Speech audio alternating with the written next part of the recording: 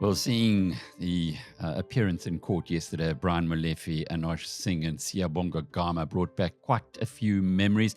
We were threatened at the time by a Chinese rail maker for reporting on these shenanigans that were going on at Transnet. It appears, though, that what Mr. Molefe, Singh and co., well, what the two of them were up to was just an apprenticeship for the next step in the bigger state plunder, which happened at Eskom. But Wayne Duvenage has been following all of this for some time. He's right on top of the story and will give us the insights. Wayne is the chief executive of OUTA. You know, when these things have been dragging on for so long, there are new people coming into the market who had never heard of these fellows and are thinking, oh, shame, poor people.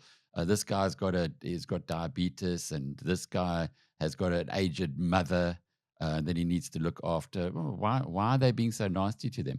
And then there are people who have forgotten completely what these chaps were on about and how they have just cost South Africa and taxpayers and human beings in our society so dearly. Wayne, can you take us back to the beginning? What were Molefe, Singh and co. up to?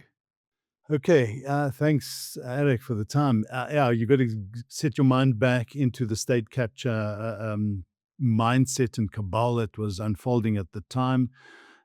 Jacob Zuma in power, the Guptas really infiltrating his space, his time, and the networks that they were able to set up in various government departments, and essentially what was happening is that you got state-owned entities with a lot of money to spend on infrastructure and services and requirements that they have, and Brian Molefe was the CEO of Transnet, Anoj Singh was the CFO. So a lovely place to make a lot of money. And what happened at that time, back in 2012, a company called Trillion was bought on to, they call it pump priming. It was to set up a situation where they would do some research on behalf of Transnet's management to say, hey guys, if you're going to modernize and meet the demands of rail, freight rail, and the requirements of logistics movements in the country, then you're going to need X amount of locomotives, you're going to have to do some infrastructure upgrading and so forth. And lo and behold, this is where it started. And at Trillion, this was an advisory firm that was supposed to be doing this, giving them this advice. And they were paid 93 million rand for that so-called advice to go and start developing or procuring what became eventually over 1,000 locomotives, 1,064. And then what happened, you could see that the money started flowing elsewhere. So a company called Elbertime was bought in with very little to zero work actually done. And I think around about 74 million rand of that 93 was siphoned off to Elbertime. There you have other players involved, Moodley and others who are also linked to Zuma and the Guptas. And so money just started flowing. So that was the start of it. And then Regiments was brought on. They were, or McKinsey, first of all. That's a second case. That case is already, by the way, the second case of 400 million rand. That's McKinsey, the big for international group, just not So some local McKinsey then fake were, news thing. Mm-hmm. yeah, exactly. They were also doing work in this regard, and there was an inflated price tag of another 400 million rand put on by bringing in regiments. It wasn't approved properly, and so that case is a separate matter. So I think what you're seeing now, Alec, is these things have taken far too long to get to where they are. But they are there. They were ventilated in the whole Zondo State Capture Commission. But what you're seeing is, I think, the right direction that the investigating directorate are taking and the NPA, and that is to split these matters up into separate cases. What they were trying to do right in the beginning was bring them all together into one massive complex case with too many people. and they were just never going to get anywhere. Rather have smaller, but many other cases, you only need one conviction, 15 years for this person and that person. So now we're starting to see this flowing. So this is the second case, second charge that they've been arrested on, and this is good news for South Africa. So, just to step back a little more before we go into what's going to happen from here, these guys really, it was pretty crude what they were doing. We reported a lot on it at the time and subsequent to it. They would get contracts at, say, 100 million Rand and then just inflate the contract to 200 million Rand, pocket the 100 million Rand difference, and the 100 million would be paid to whoever was on the other side of the transaction. But of course, they got greedier and greedier, or the Guptas got greedier and greedier, and they just siphoned more and more and more money off to the degree that in the one that's now in court, they went from 38 billion to 54 billion. I mean, these are big numbers. You're doing 16 billion Rand that they just put on top as cream. And it's almost like they started small, like any thief would, steal 100 Rand, then 1,000 Rand, then 10,000 Rand, and so on. They started small, but escalated up. And then when Transnet wasn't big enough, these same two criminals went off to Eskom to go and do even worse. Now, how can this guy, if you think about it, it's pretty open, it's pretty clear. We've got the commission, we've got the Guptas who fled the country, and yet Brian Molefe is sitting in Parliament. And from what I see, they are proclaiming their innocence. Heavens above! I mean, it kind of beggars belief. All of this. It is. This is what movies are made out of. It's absolutely absurd. So, I mean, so the politics of it. Yes, you've got Jacob Zuma going off and setting up his MK party and bringing on board all the rogues that he could, and I guess Molefe and others were very instrumental in ensuring that his game plan, his state capture game plan, was well underway when Jacob Zuma was in power. So maybe there has to be some allegiance and some payback time. I don't know, but this is this is a cabal as thick as thieves, as they say, that are just continue to infiltrate wherever they can. So now they're in Parliament, and as you say, standing there as if they are innocent. They've done nothing wrong. Well, the history will show, the facts will show, the case will show and unfold that they were their fingers and hands and arms were deep in the till of gross maladministration and corrupt activities. And as you say, a contract which was already inflated at 38 billion Rand for these locomotives with 4 different companies. Suddenly, and I recall at the time, they just put that on hold, said, hold on, no, don't have enough, we need more. And concocted the story that then this contract had now gone up to 54 billion. Completely blinded by greed. We saw and followed the money, by the way, offshore through HSBC in Hong Kong. Billions of rands that flowed through China North Rail and China South Rail. They were later merged into one company.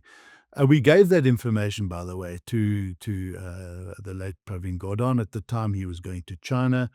We've given it to the NPA and the investigating directorate. We followed those money flows down to the last rand, including bank charges, where Salim Essa, who was the person overseas at the time, laundering this money into hundreds of different companies as it came into their account from China's rail companies. And it's just so obvious what was going on. Our frustration is, how does HSBC and their flagging system not pick this up? So they allowed this to happen as well. And they've got to answer some questions. But coming back to the situation here, Alec, it is a cesspool, and it is so blatantly obvious as to what's happening. And you've got to ask yourself, as you're saying, how much is enough? But they just kept increasing the amounts and doing deals wherever they can, and millions flowed this way and that way through these fictitious invoices and work that was never done. And I think the NPA have got their facts. I think they've got all the information, and Brian Molefe and co are going to find it very difficult to stay out of orange overalls on this one. But if you consider South Africans are looking at this, as I mentioned in the introduction, many have forgotten, others didn't know it ever happened, and they take these criminals at face value, and they'll say, "Oh, I'm innocent. You know, I'm a member of parliament. I'm a respectable person, and I even collected hundreds of thousands of votes." This grouping of people is the problem not with us, those of us who should be sharing the information more broadly with the public, so that there is no doubt amongst members of the public. You know, I still see these articles say alleged this and alleged that. There's no allegation, it's not alleged in that. You do that when somebody's got like a half a chance of being right. There is so much evidence that points against these guys. But that's the point, I suppose, Wayne. How does one get the message across to all of South Africa so that they know that this is just ridiculous, that people are even um, alleging that they have some kind of other side to the story when we know the money is gone? Yeah, I guess this is the role of a free press, of freedom of speech, which we are very fortunate to have in South Africa, and publishing houses and organizations like yourselves and many others that get the message out to the public. And the more free and more open that can flow, the better it is. And I do believe that it gets to a lot of people. I mean, I think of the work that you guys do and ourselves and other media houses. If we were operating in a country like Zimbabwe or Turkey, we would have been closed down, shut down, assassinated. So we do get the message gets out there, I believe, quite widely. And every time it becomes news, like now they're in court, more and more people are reminded again and do get this full story again. So it's very important that we keep telling the story, that we keep reminding everybody what this is about. But you will have the people on the other side claiming their innocence. I've done nothing wrong. I'm in politics. I don't have funds. Be kind to me on the bail requirements because I need to pay certain fees and that. Well, our view is, get lost. Where are the billions that you stole? Go and get the money. Um, and I guess it's going to be very difficult to get as much as we can back as a country that's been laundered. It's offshore. It's gone. The Guptas have got their cut. Rudy and our team often, laugh at the fact that I don't even think the Guptas know how much Salim Essa might have taken from them because he was their money laundering king. And he needs to come back and answer some questions in South Africa. But long story short is they are going to proclaim their innocence. And that's why we have rule of law in the courts. The only frustration we have, Alec, is that our criminal justice system is under massive pressure. It is almost broken to some extent in some areas. For instance, where is the justice when you and I, ordinary man in the street, want to go and lay a charge of whatever it is, and you get told, well, your case will be heard in 2 to 3 years' time? It's just absurd, and so we've got to fix. The government has got to fix the criminal justice system, take down the silos, digitize it, get information to flow, train investigators. There's so much missing in our criminal justice system that the old adage of justice delayed is justice denied, and we have too much justice denied as a result of the overload. And I put the blame squarely at Cyril Ramaphosa's feet. If he was a president that was serious about fighting corruption and dealing with criminal networks in this country, well, they would make sure that a lot of our money flows to the criminal justice system, and SARS included, SIU, Hawks working together. And that way, that investment could be, you get tenfold back in the extra taxes that you could collect and start to lock up the criminals. But I guess they don't want to do that because a lot of the people implicated in crime and corruption are connected to people in politics. And so it's not good for the business of politics to have this done. And that's why this is a laborious, hard task for civil society and everybody who's trying to fix this issue. It's a massive challenge. Can you win it? Can we as a nation get through this? I think so, Alec. And I always see it from the point of view is who's in power today is not necessarily in power tomorrow. And I have to keep reciting the many cases we were bringing against a number of people back in the days when Jacob Zuma was in power, and people were saying, "But you're really wasting your time. Nothing's going to happen." Well, some of those cases, against the Denel chap recently, the chairperson at the time, I forget his name now, but recently arrested. You've got Mosebenzi Zwane, all those cases from our matters then arrested. And what happens is when you lay the charges now, when you bring these cases to the fore now, they're fresh, the whistleblower information's fresh. It's hard to bring these cases when leadership changes and say, okay, now let's go lay charges, because whistleblowers are gone, the information's gone. So the records will always be there. And who's going to be in power in 2029? And what is the appetite, or who's going to be in charge of the NPA then, and the Hawks and IDAC?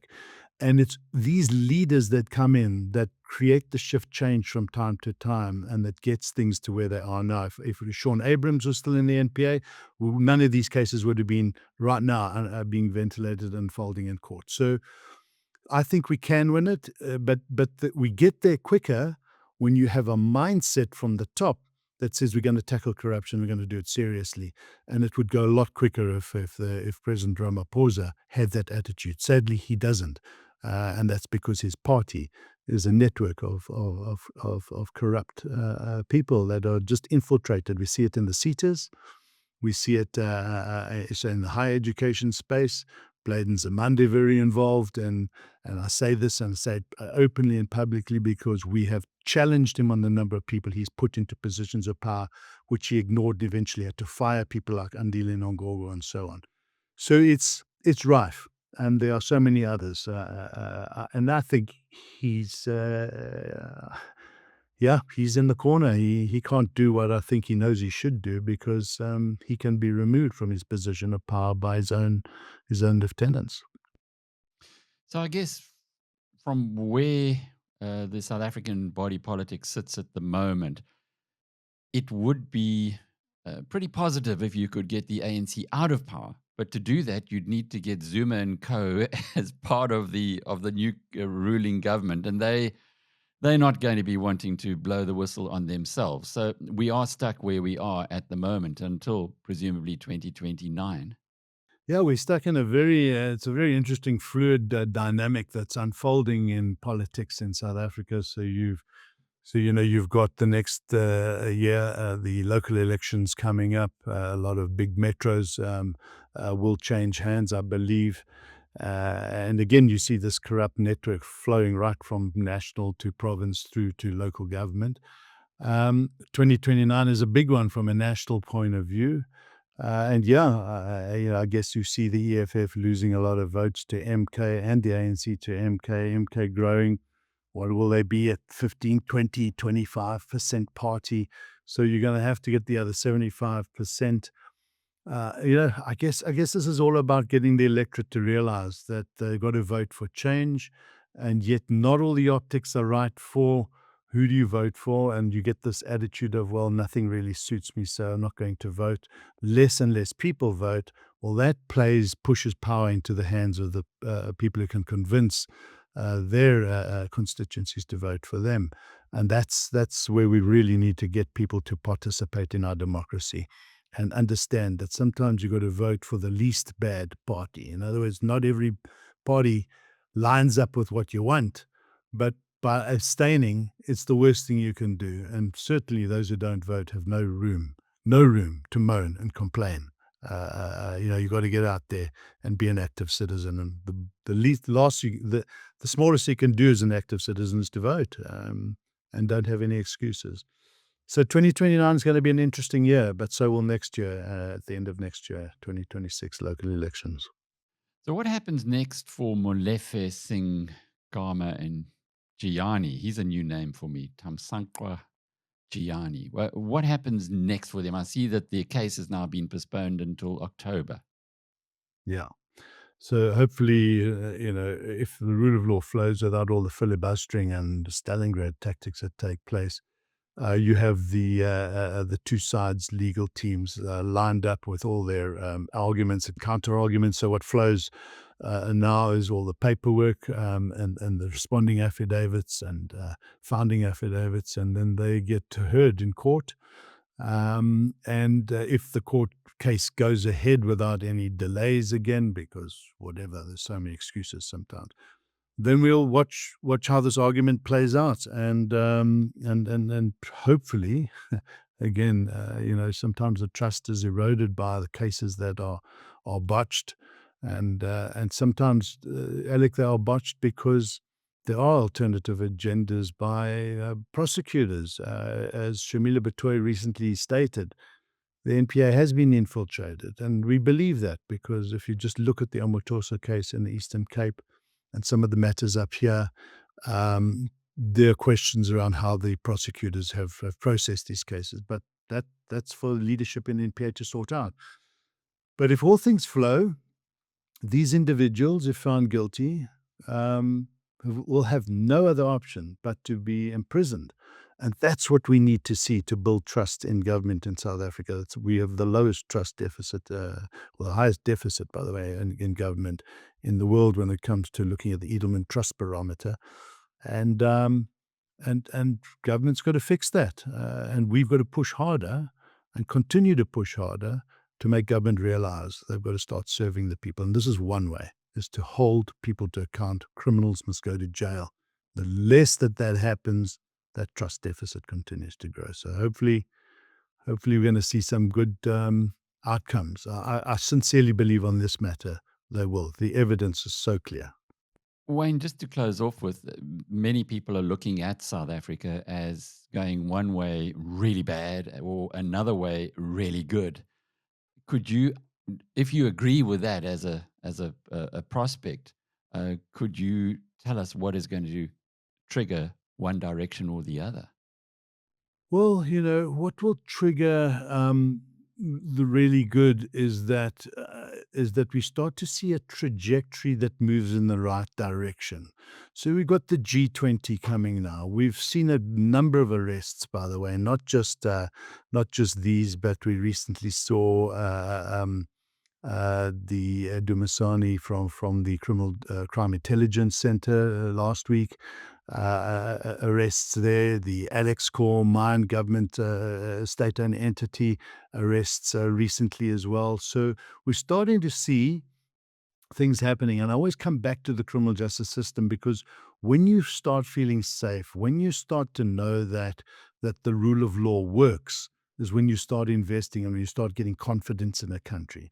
And these are the important things. And then when you start to accept international assistance in this regard, and we do see, there are companies, countries from Europe that are here assisting, training, getting forensics expertise in systems now.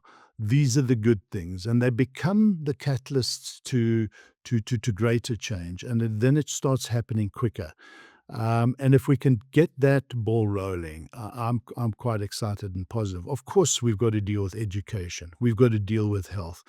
And this is where the politics of change comes in. And I do believe, looking at the dynamics that are flowing, and if the DA and other parties that we need, they've shown. I mean, I'm not punting the DA here at all. But you just have to do correlation between cities and provinces that work, that have good governance, that have clear audits, clean audits from the Auditor General, and those that don't. And it's a political divide. It's as simple as that. One entity does it better, not saying they're perfect, and others really mess it up. And if we can start to fix the optics of some of the political parties, that opens the door to more votes that will come their way because it just feels and looks better, and it aligns with cultural lines in this country. We are diverse. You've got to start appealing to a broader market than just a single one. Then we can get there, Alec. And I'm excited about what might transpire in that regard. But everything lies in the hands of the politicians. That's where power lies. Civil society is on the outside, business, media. We're all fighting for a better country, growth in the economy, jobs, less poverty, equality issues sorted out, all of that. But everything lies in the power of the hands of the people who run this country. Those are the politicians. And yet they can't see. what are such basic needs to change to fix this country, to get growth, to get investment, to deal with the challenges that we have.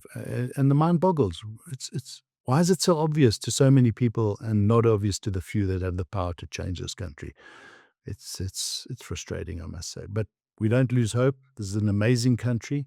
We've got great diversity, great flora, fauna, resources. Compare ourselves to Australia. They've got a rock and a kangaroo and a barrier reef, and yet they get more visitors than us. It's crazy. We've got so much going for us, and they're on the arse end of the world. You've got to take a few days to fly there. We overnight stop from Europe. This is madness. We must unlock our prosperity, and our politicians must wake up. Wayne Duvenage is the chief executive of OUTA and reminds us that there is nothing more powerful than the truth. It's just a matter of time, but it eventually does emerge. And I'm Alec Hogg from BizNews.com.